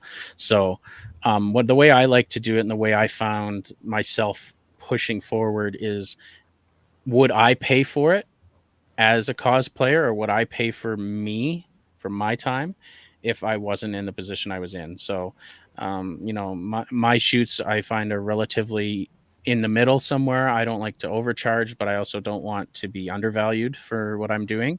So but in the same token, you want to be fair to the cosplayer, because the cosplayers and people that I shoot, and whether it be models or anything else, they are taking time to come out and do it as well. Like, cosplayers spend a lot of money on their cosplays, and they take a lot of effort in creating their cosplays, so they're also doing this. But to look at who's benefiting out of it in the end, the photographers getting good photos to show in their portfolio, and the cosplayers getting good photos to showcase of their cosplays, which we need one another to be able to grow. So 100%. And I Yeah. find there can be a collaborative effort. Like for me, being almost 12 years in the business, for me, it always came down to who asked who. Right. Yeah. If I'm coming to you as the photographer, as the cosplayer, and I come to you and say, Justin, I have a new cosplay. I've got this Cronin. I would love for you to shoot it. And you then quote me a price. To me, that's completely appropriate. You have a service and a skill that I'm after. It'd just be like if you're a plumber, an electrician, or whatever. Yeah. You develop this skill over time. I've recognized it. At the same time, though, if you come to me and say, brother, you got this amazing cosplay, I would love to shoot that. I think it's just as completely appropriate for me to be like, cool, here are my rates. Yeah. You exactly. want my time now, right? I Yeah, didn't come to you. What I do find happens a lot in the community, though, is we're talking about free shoots. Is you and I will decide together we're going to do something together, and you're going to take your time and your equipment, and I'm going to take my time and equipment. Nobody's going to charge anything, and we're just going to do the art together. Yeah. To me, that's different than a quote unquote free shoot. Do you know what I mean? Like, There's we're an doing a exchange. collaboration at that point, as opposed to That's fair. just an out and out free shoot. We've Yeah. decided together that we're going to do this in such a manner, right? So kind of like the Lord of the Rings thing, right? Mhm. Like, we all got together, a whole bunch of us. We were all just out our own time and money and effort to get there and do that, and then take the photos, and they turned out beautiful, and everything was amazing. So Mhm. sometimes it works out that way. But yeah, same thing, man. If I'm at a con, I'm like, brother, man, I've got this new really cool Playboy bunny I want to wear. Can you shoot this for me? Then clearly, if you quote Yeah, me yeah. like it's going to be X, like I'm not going to be like, oh, fuck you, dude. I'm going to pay. Of course I'm going to pay that. That's ridiculous. So Yeah. It's an exchange of services almost. So like Yeah. even for example, like the Lord of the Rings thing, if I have me hosting something and people are paying for me to shoot them at this thing, and I don't charge a lot for those events usually. Right. And those are usually ones that I get other photographers to come out to. Those Yep. photographers don't pay me because they're doing work for me. So it's in exchange for their time and their work. They don't pay. Sure. So it's essentially like an exchange of services, right? Yeah. And then the models get the photos from everything. So they've paid for those photos to come out from many different photographers. Where if you're going to an Anime North or something, to book all those photographers is going to cost you hundreds of dollars. You know, Fair. So it's a good way to Maybe. You don't know. Maybe. Possibly. You don't know. Sorry, just for the people that Am I might not be spilling beans? watching Am I spilling this, beans? I don't know. I might have said Andre something is loud. asking Jeff's got a Playboy Bunny outfit. Maybe I do. You don't know. Maybe I'm spilling beans. Who knows? Valentine's Day I know sneak peek. what he was saying. Keep your eyes on Rotide Media. Maybe you'll see some cool shit. Trust me, I'd have to pay him to shoot me in that for sure. Rates are going up. Rates are going Yeah, up. rates are going up. Yeah, for sure. Yeah, no, yeah. Exchange of services, right? Like we were kind of talking, and yeah, it's a good thing to, you know, if I'm going to be out shooting, they're going to be out in cosplay, and I need them, then it's kind of like, hey, like I'll come out for free, I'll shoot you for free, and that'll be like the topic. But do you ultimately have restrictions or specific things that you allow your subjects, whether they paid for the shoot or their free shoot, as to what they can do with the pictures? This varies wildly throughout the photography community. Some of them will even want a license agreement. Some of them will tell you can't make a dime off those pictures. Some of them be like, do whatever you want, man. They're your pictures. You paid for the shoot. Do you place any sort of, and what are your thoughts and feelings on that? Where it's my face, I'm the one there, but it's your work. So how does that work for you when it comes to after the shoot? It's strange. A lot of people think that if they get their photo taken, that's their property. Well, it's technically the photographer's property because they took the photo. I specifically, I don't like to be stingy. I don't like to, if people are coming to me and wanting me to take their photos, I appreciate that, and I treat them with a level of respect that I would love to be treated if I was in the same position. So for someone that comes out and pays for me and my services, I usually allow my photos to be divvied anywhere. Now, if they're like selling them online or doing something like that, and they're making a lot of money off of my photos, then we can have a further discussion about it. I know some photographers that these photos are only for social media. Any other stuff that they do, they have to pay for certain things. And I get that, because they're then making money for, whether it be on like an OnlyFans or any paid subscription kind of thing, they're making money off the photos. So, and if we're giving you a break on charging you for our services, and then you're making profit off of that, that's kind of where I would see the discrepancy a little bit. But for me, what I usually do, I usually allow my photos to be divvied out anywhere that they want, as long as they have my logo on it. If I pay clients that don't want my watermark on it, then I will take them off, no problem, as they are a paid client and they get what they paid for. So then sure. But I also look at it as an opportunity. So if I take a photo of someone, say I take a photo of Jeff, and Jeff wants to use this as a promotional thing for his Twin Sons 2026 event or anything like that, that's photos that I took being used and gained popularity by going through and advertising something else. Right. Is it costing me any money, or is it costing him any money? No. If anything, it's helping spread the word and showcasing more of my work. That's probably why you see a lot of my work everywhere, or if anyone follows me, they see my work all over the place, is because I also allow them to just be used for anything that they want, you know? So if there's like a big publishing deal and they're going through newspaper and like magazines and they're making tons of money, yeah, we're going to have a discussion and say, hey, like a percentage or something like that. You get a piece. Yeah, but I don't like to be stingy. They're like, if I want to put it on my business cards, if I'm being asked to submit to a magazine, if it's going to be little postcards that I'm going to have at a fucking table because I'm a guest, like that, you're okay with as far as that goes. Yeah, and by if anything, just ask. You know, most of the photographers out there would be happy to have. Right? Well, that's key, and it's the same thing in reverse. Just ask permission, talk to them beforehand or afterwards or during. You know, communication is key in this industry, especially with cosplayers and everything. And as a photographer, you have to be careful. But also as a cosplayer, you have to be careful. So in order to have a level of trust, just communicate with the photographer, communicate with the cosplayer, and it should be fine as long as you work things out. Agreed. Sorry, guys. I just had some burning questions I wanted to ask him before we got out of here. I know we're running long, but there was a couple things. We appreciate your capability to gab away, bud. Rob doesn't look terribly appreciative. Rob's like, let's wrap this shit up, boys. Listening over here. What are we doing? Before we do wrap this up, there's a new segment that we've been wanting to do with guests. Have we? Since we started this. Really? Someone has. And we've actually done it with any guest so far. We were gonna call this segment Geek Gauntlet. We don't have an intro for it, but we've got basically 5 rapid fire questions for our buddy Justin here. I kind of clued you in it ahead of time. Are you ready for these? Oh, I'm ready. Are you ready? Professional yapper and village idiot. Yes, I agree, Victoria. Jeff is both.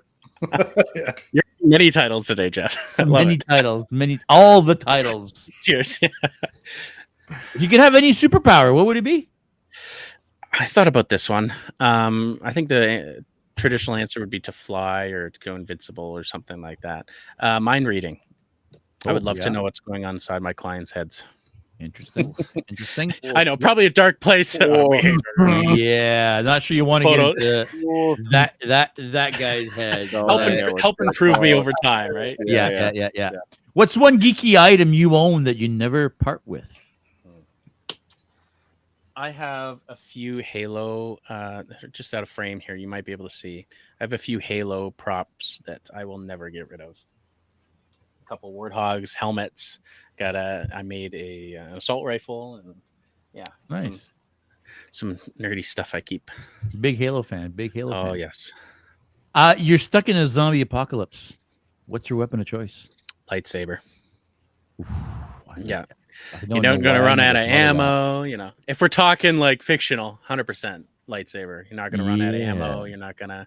The axe isn't going to break. You know, something like that. So I like that answer. Jedi zombie apocalypse sounds pretty good to me. Mhm. That sounds like a good crossover comic book. If you have That'd be one. great. Hey, If you could visit any fictional world, what would it be? Where would you go? this is going to be different, but I really loved what they did with the Avatar series, and I think that world would be really, really cool to visit. It would be totally out of this James world. Cameron or Last James Airbender? Cameron, yeah, James Cameron Avatar, yeah. Cool. What kind of question is that? You Yeah, know I you're didn't talking even- about James Cameron Avatar, not Last Airbender. Yeah. Depends on what community you're talking to. You say Avatar, it's That's it's very true. Yeah, you gotta be. Fair enough.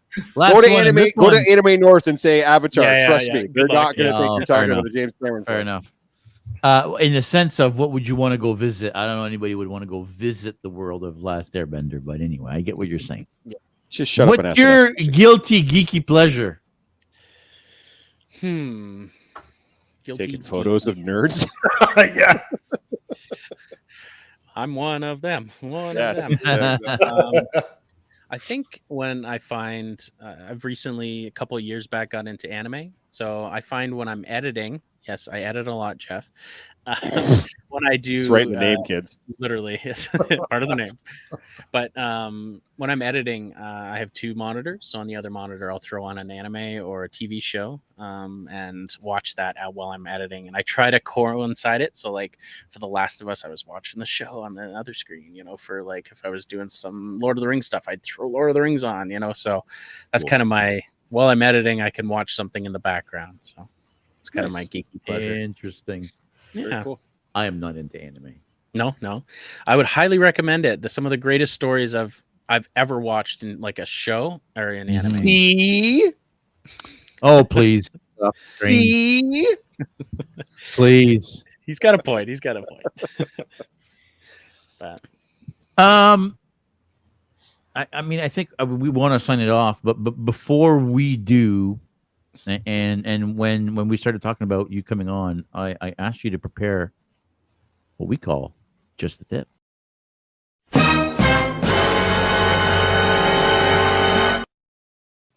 right. Justin's got the tip of the week for us this week. Hang on.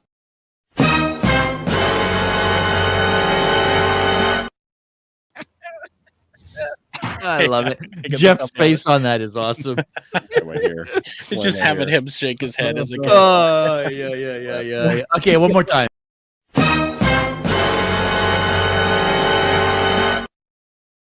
Okay, I'm done. Third time's the charm.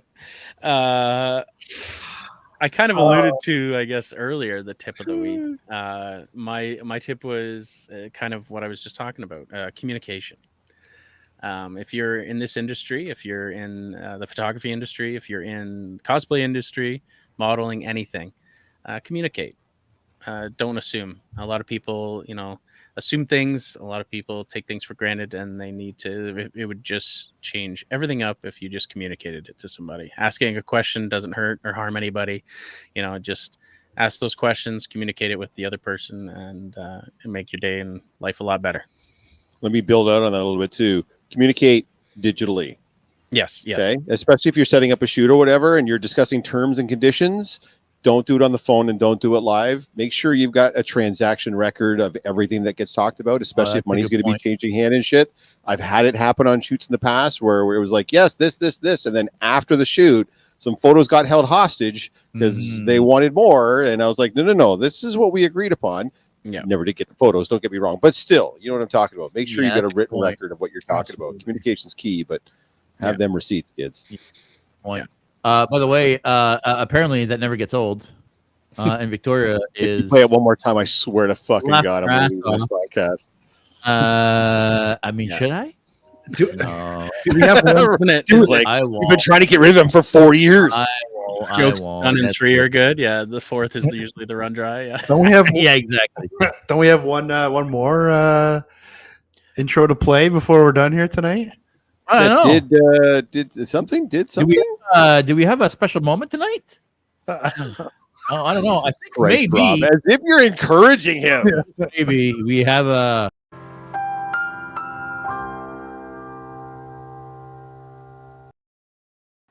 Guys, he's so proud of that one, and he's not been able to use it at all.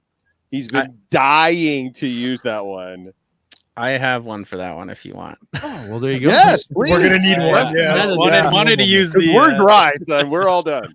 So, I don't like. I'm not a big bragger. I don't like to talk about my, any achievements or anything I've done in the past. I kind of like to stay as humble as I can because I'm here to have fun and do my business and do photography and enjoy myself. So, if you look up on IMDb, my full name.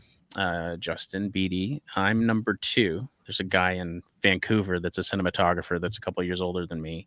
But if you look up my name, IMDb, Justin Beatty number 2, you can see my previous workings in the film industry of what I've worked on as a VFX artist and stuff. So go have a look. I think there's 15 titles that are under my belt. So yeah, nice. some good names, some names that people have cosplayed before and some definitely have seen. So go take a look. Cool. And yeah. Very cool. That is very cool. Yes, yeah. Justin. Something for yeah. This guy might be soon. Yes, well, I'm already there. Yeah, I've actually got. I think I'm up to 4 credits on IMDb now. So there you go. Yeah. Look at that. I am not the number 2, Jeff. My star rating is 7 million and something. So I mean, it's very, very, very low. But I do have 3 or 4 credits on IMDb for the different. It's surprising how many people are on IMDb with a similar name. Yeah, it's just like yeah. You know what? There may not be another Geoff McDonald. That I don't know. But yeah. You'd probably have to do some hunting to find me because. You probably have to type out my entire name before you would get to mine. Comes up immediately on mine because I'm vain and I like to look myself up all the time. But, it's I am there for sure. Yeah. No, they're spanning from 2022 to 2016. Yeah, there you go. So I am the top one. I do believe. There you go. Yeah, so you can see. Yes, there's a few. There's a few different ones that are on there anyway. So yeah. Anyways. All right, Rob, me and you aren't on IMDb. So not yet. That's it. Yeah, not yet. We'll get you boys on there. That's it. It'll probably be for the wrong reasons. But when we get picked up for a second season, I'll bring you guys on as biker douches for the. Is not going to get us on IMDb, Rob. Yeah. If you're on Cops, you don't get on IMDb. No. That's to expand a little bit on the did you know, I did have another thing. I am the many things I am working on. I'm also working in tandem with a host. I'm working on a podcast series. I can give away the title, but I can't give away too much more about it today. But it's called Underworld Grifter, and it's based off of stories that were recorded of a father, and he was in the underground of Toronto, and they're recorded on tapes So it's like a past history of this underground grifter kind of thing in Toronto. So kind of a little bit of a shout out, but me and Melissa, my good friend and my partner of in the podcast, we're going to be releasing that coming up soon. So Nice. so more stuff to stay in tune with outside of my photography stuff, but that's going to be coming up soon. So Guys, keep an eye out. We'll definitely let you guys know as soon as we hear more about this podcast. We'll be happy to hype it up. Shoot the information out to everybody, but that's awesome. Yeah. So lots of stuff coming out of Rotide other than just photos. So Speaking of which, you did take some videos at that Last of Us shoot. Are we gonna be seeing those sometime in the near future? I tried to have them as a special thing today, but it not quite ready yet. Yeah, still cooking. It wasn't to where I wanted it to be to show it, but we'll let you cook, brother. We'll let you cook. I'm just busting your balls in the editing thing. I get it, man. If you think the photos look good, the videos look even better because of the. I think that flare was a great idea, even though absolutely. The emphysema was totally worth it, brother. 100%. I know. Yeah. People a couple weeks later are still coughing away. The Last of Us shoot we did, he had a real life magnesium road flare that we lit up for some of the shots. Problem is we were in an enclosed basement, so the smoke from it just had nowhere to go. So after like 10 minutes, we're all like, it's just great. What are we doing? Like nobody could breathe. It was like you signed the waiver. That's right. Totally did. Absolutely worth it. Hey, I signed so many papers for that shoot, but poor Charlie has asthma and my lungs took some permanent damage from COVID. So yeah, we're kind of having some struggles a bit, but the pictures were definitely worth it for sure. So one last thing actually before we go, Justin, you shared with me that you've got a new shoot.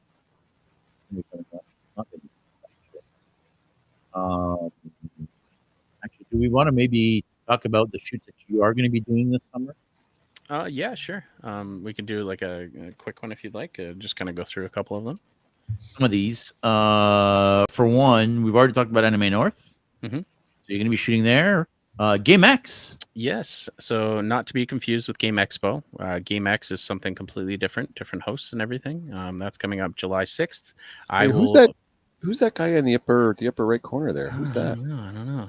I think we might know him a little bit. We might. Yeah, it's hard to see in the bottom left, but Mr. Andre makes an appearance as well. So. Oh, nice. Yeah. Oh, yeah, that is him in the bottom left. There you go. But I will be there shooting similar to the way I shoot a lot of these events. Come on out, get a free photo with me or two, and then come say hi.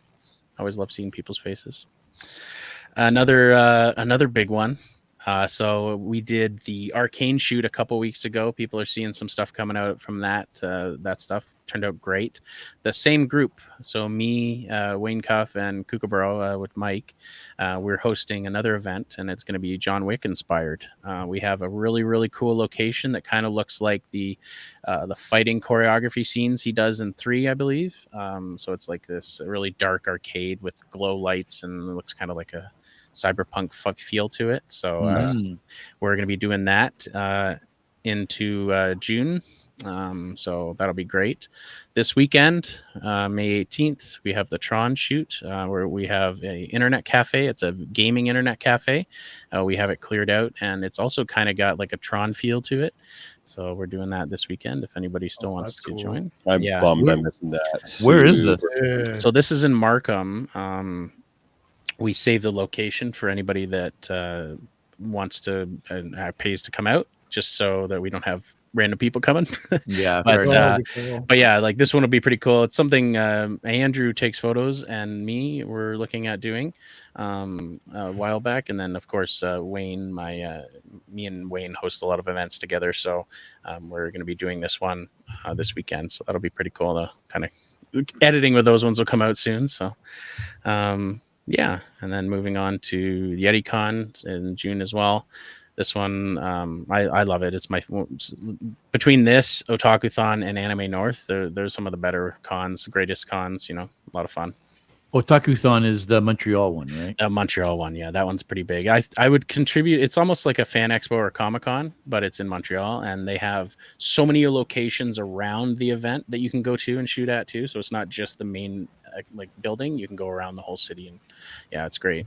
Nice. And it's mostly anime based, right? It's like their anime north, but the size of Fan Expo, basically. Yeah. It's kind of similar to, it's mostly anime based, I believe, but then there's people of all sorts of cosplays there. So it was really busy last year, but it's good. A big building they have there too. So and now we're spilling the beans on this shoot. Exclusive, guys. You're getting an exclusive here on the Geeks and Go's Geek Boutique podcast this week. Justin's announcing a brand new shoot. Boom. Yeah. This one's coming in September. We're working on a finalized date to hopefully coordinate with everything else. But similar to the one last year we had a great Lord of the Rings shoot. This year, me, Mike, and Mark are all hosting this one together. We're going to be shooting there as well, and we're hoping to get some people out from all of Middle Earth, expanding from the Lord of the Rings movies, the Hobbit movies, and even the Rings of Power series from Amazon. So we're hoping to get some people out from all walks of Lord of the Rings lore. So feel free to message, and we'll get some people involved in that. I think the post is live now too. So your last shoot, Lord of the Rings shoot, was dope. We saw some of the pictures earlier. Yes. You were gracious enough to let us post a bunch of those Lord of the Rings pictures when we did our we gave away tickets to the War of the Rohirrims. Did a partnership with Warner Brothers to give away some tickets. That was awesome. I can't wait to see the pictures coming out of this one. Yes. I mean, have you already? Nobody knows about this yet. This you guys, between me and the two hosts, you were the other party to know about it. So you guys are the first ones to hear it here. We're very excited, and I think it's going to be even bigger and better. We have a couple locations already picked out that we're going to narrow down, and we're going to be going from there. So if anyone's interested or wants to be part of that and has a Lord of the Rings cosplay, then by all means, shoot us a message, and we'll be happy to include you. We should see what we can cook up for that, JS. Yeah, Nita's saying here, I'm definitely doing that one. I'm going to make a Mouth of Sauron. I mean, guys, if you got any kind of Lord of the Rings cosplays, you got to make it out to this, because if it's anything like the last one, these shots are going to be absolutely bonkers. The fantastic shot experience of the hobbits with Christina in her Nazgul. Some of them are frankly just unbelievable. I'm not gonna lie. Some of them are so dope. I mean, it helps when you've got Christina there in that movie accurate Nazgul, but we appreciate the call outs for the photographers, but we can't do it without the cosplayers. And like Jeff alluded to earlier, if you have the location, you have the good photography, and you have the great cosplayer, that's a trifecta for greatness. So that's what you need, man. Make beautiful art together. Yep. Justin, thanks so much for joining us tonight, man. It was awesome having you on. We're going to have you on again. We're definitely going to see you at some of the upcoming events that we're going to be at. Hopefully, we're going to do some more in the future. I'm assuming you're going to be at Game Expo in the fall as well. No promises, but yes, definitely. I'm hoping so. We're going to be organizing some stuff coming up for them. So hopefully, we'll definitely expand. They're expanding too, which is nice. So, yes, the Better Living Center. Yes. Yeah. If anybody wants to hire you for a shoot or an event or whatever the case is, how do they get a hold of you? What's the best way? I would suggest Instagram. You can also check out my website, www.rotidemedia.ca. Rotide. Yeah. And anybody who reaches out, Instagram's usually a really good one. I try to respond as soon as I can. And I don't just shoot cosplay, but that's a majority of what I'm shooting these days. So I'm free to be shooting anything and everything. So Elfie and the engineer are asking, any chance of a Critical Role shoot in the future? Big fan base here with the Vox Machina thing being a big thing, especially at Geeks and Co. Yes. I mean, I will think not of worse things to shoot. I can tell you that. You know what? I'm always open for more cool and creative ideas, and if it fits the schedule and fits the time, and we can get the people out, then absolutely. Cool. Yeah. I know someone that would make an excellent keyleth. There you go. Yeah. Just living every day that way. Yeah. I mean, she is keyleth. Let's be honest. You guys already know exactly who I'm talking about. That's the funny part. Of course. Yeah. I mean, I would for sure. Yeah, I would love to put a. You know what? Yeah, we should talk about that. Maybe We we'll, should talk about that. Yeah, Sounds I like a like your collaboration. idea there. I'm assuming it's Mr. the Engineer talking. Hi, yeah, like there your she idea. is. There's Gil. Oh, there she is. Hi, Megan. So Yep. Justin, listen, thank you so much, dude, for joining us. It was awesome having you on tonight. No Guys, problem. any Thank final you. words before we go? Final thoughts, final goodbyes. Live Yeah, no. long and prosper. Live. Oh no! May the Star force be Wars. with you. Yeah, there we go. Fight back. If you have a chance to work with Justin, whether it's on a con floor somewhere or at an organized shoot that he's hosting with a bunch of other cosplayers and photographers, I cannot recommend enough. I've had a chance to work with our boy James there, Rotide Media. I've had a chance to work with Justin now in a bunch of different sort of scenarios and things. And every single time I've worked with him, not only has the pictures turned out really, really well, but working with him in general has been a joy. He knows what he wants. He gets what he wants. It's not just like, we'll just do things and I'll just take photos. He's directing you. He lets you know what he's after. And he's really, really fantastic to work with. He's not bossy. He's not shitty, but he gets to what he needs to get to. And that's important, I think, as a cosplayer, especially if you're not someone that's used to like modeling and doing shit. Justin's going to help you out on the shoot for sure. So if you get a chance to work with them, guys, worth every penny. You're not going to be upset either with the experience or the result. So check him out for sure. Yeah, And then, really much Nice. thought. You've put a lot of thought into making it easy for the cosplayer, right? Especially people who might not, like you talk about keeping the communication open. Yeah. You make it easy for the cosplayers to the whole package to do it. So Yep. Yeah, keeping it up front and easy to go from a point A to having the photos delivered. I wanted to make it as seamless as possible. And thank you This guys. Rose of Thorns, literally the best photog I've ever worked with. So, I mean, Yeah. I'm not going to go that far, but he's pretty good. It's pretty good. I'm always looking to improve. I appreciate it though. Thank Good. I have some tips. We'll talk later. you. He's got the list. Just, Guys, we've been on for an long hour and time. 40 minutes. Yeah. And there's We're still a breaking a record. ton of people watching. We're breaking Guys, records if today. you're still with us, damn, thank you. You guys are freaking awesome. You Yeah. should click that like button.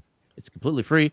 And if you click the subscribe button and the notification bell, it'll always let you know anytime we go live on the Geek Boutique podcast or when we upload a video. We've got one coming soon that we haven't really talked much about. I don't want to spoil the beans because this is going to be a funny one. In the meantime, guys, thanks for watching. I think you need to stay geeky because we're definitely going to be back next week. Justin, thanks again, buddy. Thank you. See you guys next week. peace. Bye. Thank you for tuning in to another episode of the Geek Boutique Podcast. Like always, if you prefer to listen to us, you can find us on all major podcast platforms. Now, make sure you don't forget to click that like and subscribe button, as well as the notification bell to make sure you never miss an episode.